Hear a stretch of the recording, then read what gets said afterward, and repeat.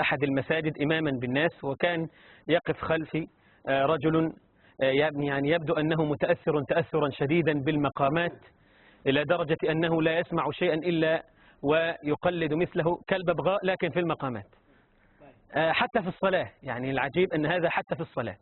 فأنا وقفت وبدأت أقرأ: الحمد لله رب العالمين، وإذا من خلفي يقول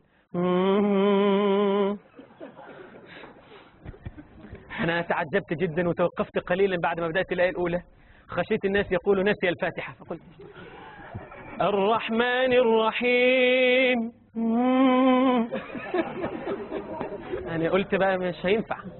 حاولت أن أنا أغير المقام لعله ما يستطيع أنه يعني يفعل غير هذا. مالك يوم الدين.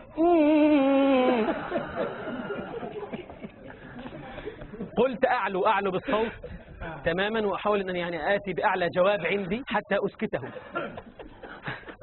فقلت إياك نعبد وإياك نستعين. علي هو قال